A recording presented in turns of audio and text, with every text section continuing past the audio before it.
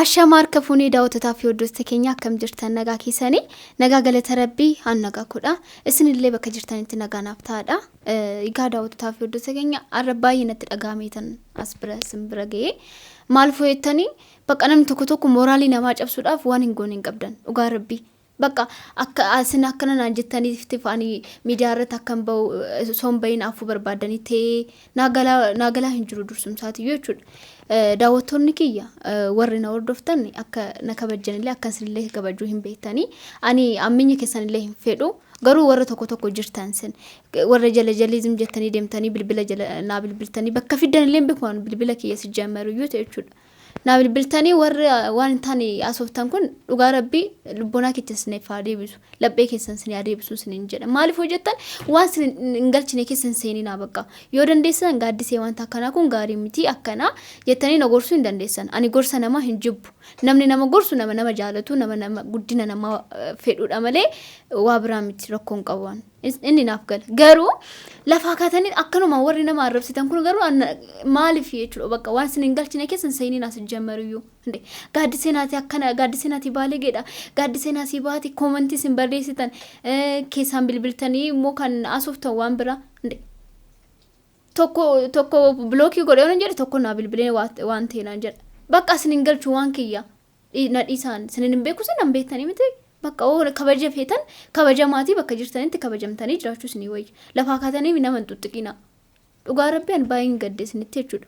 Isinillee yaadni keessan naasaa qaqxanii ani bakka jechuun akkan miidiyaa irraallee baduu feetanii bakka waa baay'ee feetan sin warra akkas feetan immoo bakka isin hin tasaakkawu sijjamara akkanuma xaartanii dadhabdanii malee isin hin tasaakkawu.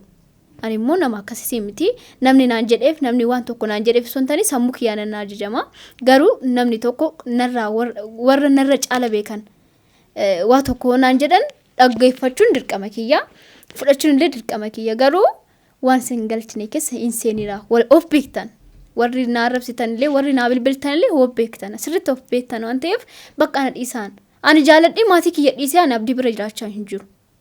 Eeyyen bakka namni walitti bu'uun kanuma jiru namni immoo dogongoruun kanuma jiru an dogongoroo kiyya bakka dogongoree taamanii jira harmeen kollee maatiin kiyya illee bakka isaan dogongoran amananii jiranii bakka uumaa ta'us immoo keenya haa ta'u jennee fudhachuu qabna tureeyyuu jedhanii jiranii bakka ati haadha keetti fuyyuu hin taane ati maatii kee illee nama hin taanedha ati rabbaatu maaloo taate asii baate achiin baate sin hin galchu bakka hin taane bakka maaltu sin galchi waan sin galchu tokko jira hin jiru bakka inde nama gorsu waan nama jiru garuu nama arrabsanii mooraalii nama tuquun garuu baay'ee namatti dhagahama dhugaa rabbii nama garuu gadi qaqqabanii waan hin taane jecha hin taane dubbatanii nama bakka mooraalii namaa cabsuun garuu baay'ee namatti dhagahama bakka ayyeen bagante maatii kiyya dhiisee bagan abdii biras jiraadhe maaltu sin galchi fedhii abdii qabdan moo ofii keessan aanana baastanii abdii wajjin jiraachuu warra feetan kottaa jiraadha manni kan rabbiiti dhugaa rabbii rakkoon qabu inde abbaanu nan jibbine abbaan manaatu nan jibbine miti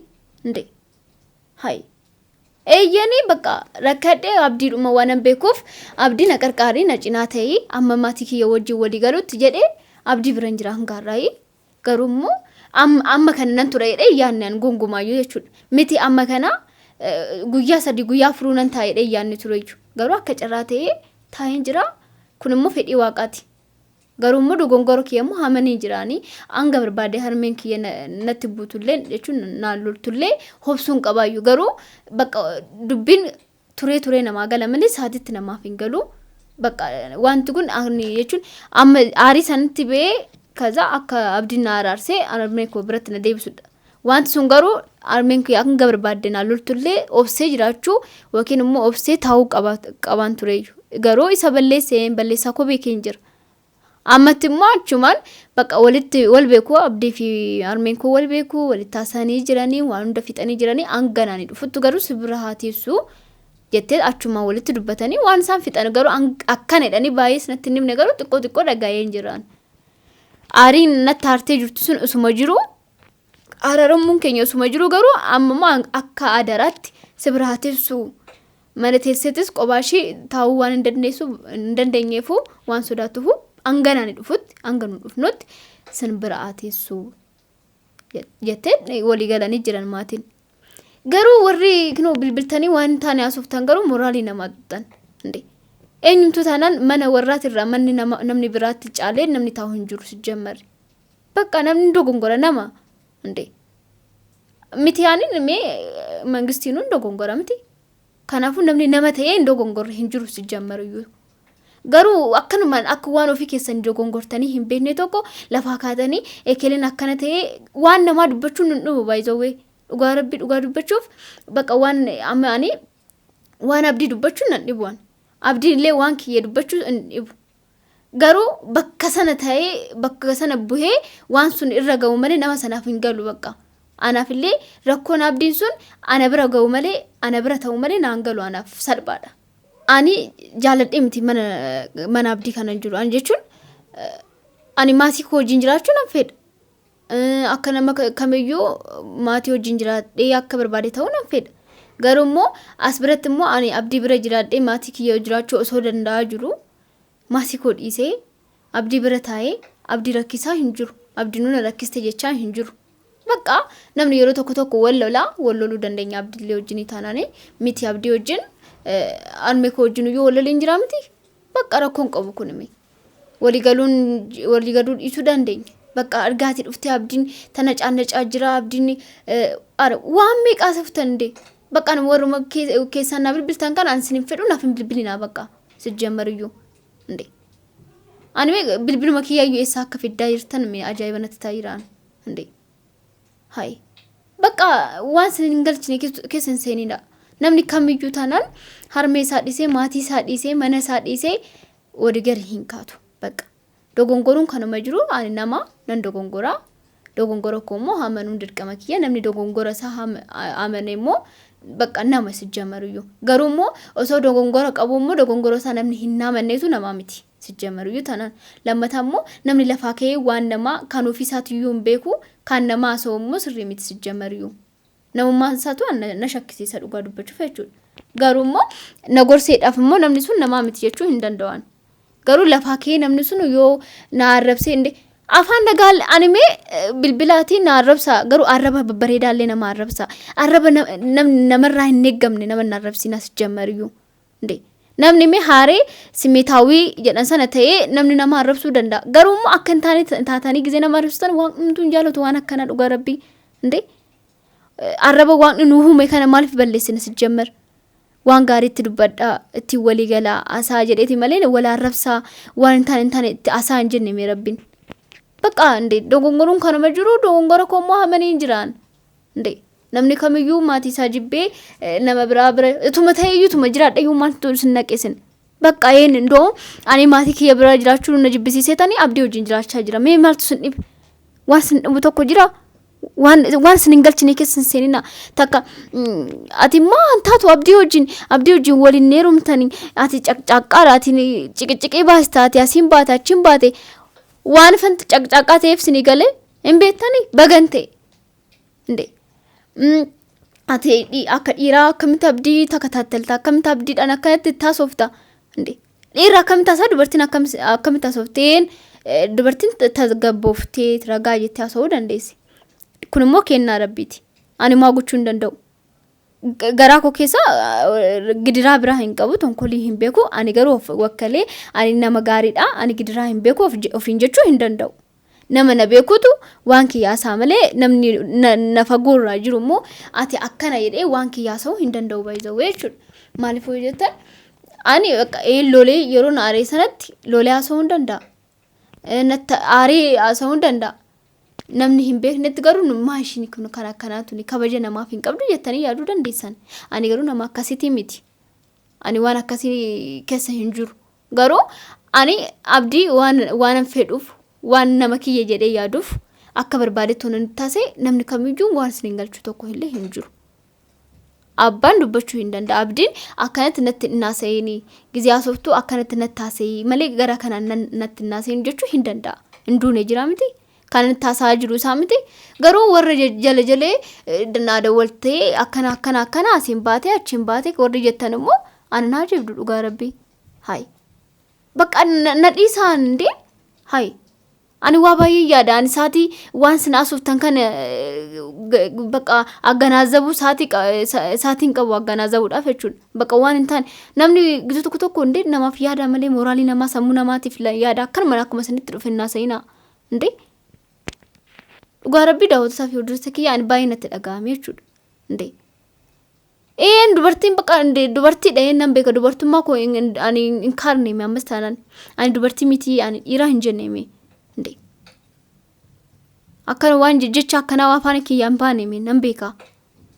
Garuu bakka indoom dubartii bakka jechuun dhiira tokko gadi qabdee yoo gaafattee wanta akkana kun akkana hojjette nama saniif gaariidha. Bakka jechuun jiraamti amma abdiidhaaf gaariidha malee waan badaa miti. Maaliif ana bakka ishiin loltii nama akkanaati jedhee waan hin taane gochuudhaaf illee osoo yaade inni sababa bayaans anaaf bakka qabataanan jechuudha. Garuu warra akkana lafarraa kaatanii afaan bantan jechuun waan hin taane waan sinirraa hin eeggamne waan sinin hin dhibne waan siniif jechuun bakka waan sinin galchine tokko warri haasoftan abdiin nama akkanaati abdiin gaariidha. Abdiin gaarii miti hin jenne ani sijjammaruyyuu. Abdiin gaarii taanaan miti ani mana kana keessa kanan jiraachaa jiru malee maaltu na galchanii akka fete ta'ee hay maatii keellee taanaan bakka hanga ammaa adaraa isaanii eegiin jira kanaan bulu nan galchuu jedhee akka barbaade na gochuu hin danda'a. Mana isaatiillee na riyuu hin danda'a garuu nama akkasii miti. Abdiin nama akkasii miti. Isiniif garuu afaanumaan akka keessanii kana ani jechuudha. Takka sanaafis bilbilee kanaafis bilbilee abdii nama gaariidhame abdiin miskiiname akkas jechuun nan dhibne ani. Miskinummaa isaatii fi gaarummaa isaa kan beeku rabbii qofa fi abbaa san anillee beekuu danda'a isinillee beekuu dandeessan. Garuu ati gaariidha ati nama gaariidha jedheef waan argatu tokko jira.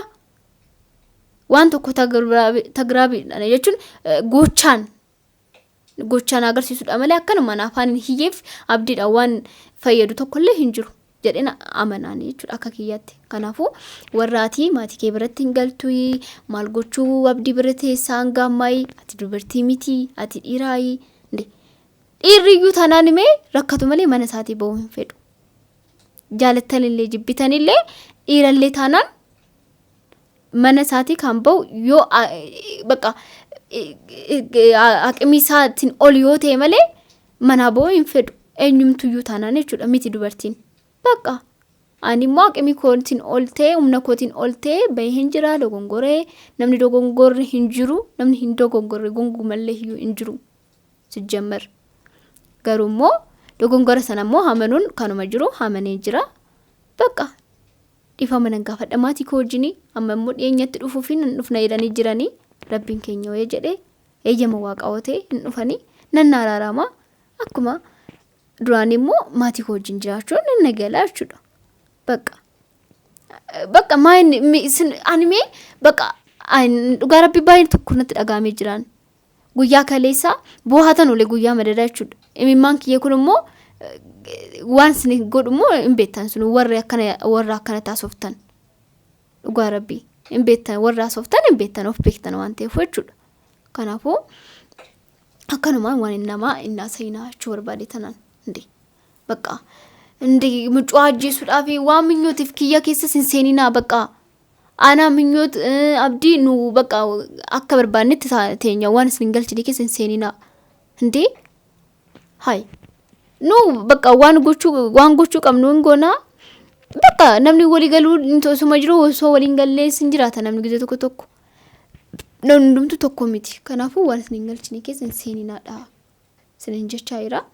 Ani daawwatasaa fi hordoftoota keenya ani garuu ifama sin gaafadha baay'ee natti dhagaame warra akkanatti taasiftaniif ganaan bilbilaan isinitti hiyyuumanna akkanatti seeraan akka dhageeffattan nan barbaada. Warri natti hiyyitan akkanuma lafaa kaatanii bilbila adda addaatiin bilbiltanii takka teelegiraamii irratti takka immoo waasaapii irratti takka immoo qaxituma bilbiltanii sabab bakka anatti bilbiltan san anaaf bilbiltanii bakka na arrabsitan san wajjaa baay'ee hojjettan. Yeroo sana keessatti waa baay'ee gochuu dandeessan bakka ana na arrabsitanitti yoo dandeessan garuu na gorsuu hin dandeessu. Bakka balleessaa keessatti gaaddisee bakka kanatti balleessitee jirta jettanii na gorsuu hin dandeessan. Ani nan gorsinaa hin jedhu gorsa namaallee hin jibbu sijjammaruyyuu jechuudha. Kanaafuu garuu na arrabsuudhaaf warra naa bilbiltan naaf hin bilbilina bakka naaf bilbiltan hojjaa keessan hojjetadha. Yeroo nuuf ga'ee jira amma yeroo nu dhaabbachaa hin jiru gati ta'eef yeroo keessanitti itti fayyadamaa malee itti akkanumatti inni jedhinaa ittiin taphatina kana jechuu barbaadan jechuudha. Yeroo balleessa garuu daawwatasaa fi hordoftoota kiyya baay'ee dhifamanaaf godha dhugaa rabbii. Sinin kabaja baay'ee tokkoon sin jaaladha dhugaa rabbii bakka balleessaa qabutti gaaddisii akkana wanta kana dhaabii warri naan jettanii koomentiilee wanaaf barreessitan dhugaa rabbii waaqayyo sinaaf eebbisu an akkasin sinin jedha. Warra illee na arrabsitan illee akkasuma lubbuun keessan sin adeebisu laphee keessan sin adeebisu sinin jedha. Maaliifuu bakka ana baay'ee natti dhagahame dhugaa rabbii. Bakka ani bakka achirratti YouTube irratti waa baay'ee warra isaanii son taane warra keessan bilbilanii na arrabsan karatu gaafii natti umanne jechuudha. Tokko zim jedheen jira lammataa zim jedheen jira sadaffaa us jedheetan jira arfaffaa irratti immoo bakka humna kootii ol ta'ee jira. In baay'ate akka malee baay'ate jechuudha. Nan callisee maaliif usuma jennaan bakka akka waan sin sodaadhee akka hin taane ta'aa jirtan jechuudha. Kanaafuu waan isin dhimne keessa waan isin galchine keessa inseeninaadha isin jedha. Ani rabbiin kiyya jennaan ilmeen koo maatiin kiyya dhufnaan ani gara mana kiyyaan inseenaa nan galaa nan jiraadha akkuma duraanii koollee abdii wajjinillee akkuma amma jirru kanatti taana. Warri garuu inaaffan akkana isin goggodhee waan hin taane asuuftanii abdiitti illee bilbiltanii nan dhaggeeffadhaani. Yeroo tokko abdii na bira taa'ellee naasaa mucoon sun isiniif hin taatu siin taatu gaaddisee sana baasii minyoota wajjin taa'ee. Bakka inni fedhisaa taanaan abbaa barbaade wajjin taa'uu hin danda'a. Abbaa barbaade wajjin jiraachuu hin danda'a. Waan sin galchu tokko illee hin jiru.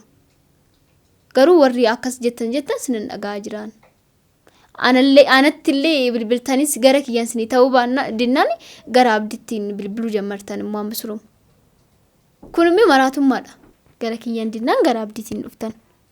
Akka barbaadan jechuu dandeessan.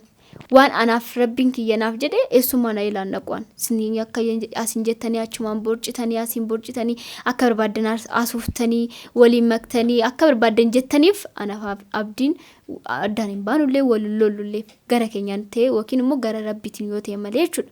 Sin jettaniif waan ta'u tokkollee hin jiru sinin galchu sin jammare jechuudha. Nu jidduu hin seenina bakka fedhisaa hin beeka daa'imaa miti bakka yaada miti naagganaa zabaa.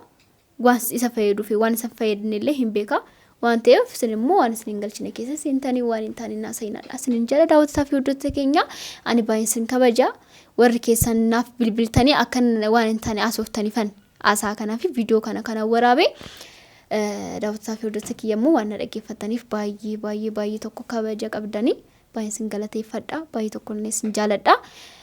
Warri illee na arrabsitan illee keessan illee taanaan laphee keessan adeebisuudha malee waan biraa sin jechuun barbaadu umaa sinin hin jedhu dubartii illee taate dhiira illee taate obbeektan sinin hundumtuyyuu taanaan jechuudha. Kanaafuu galatooma hundaafuu ana garuu nan abbaa saaca'inaa nan aarsiina kanarra waan hin taane akka asoo nan gafaaffayinaa dhugaa rabbii. Dhiifama sinin jedha hundaafuu nagaan naa ta'a. Ciao.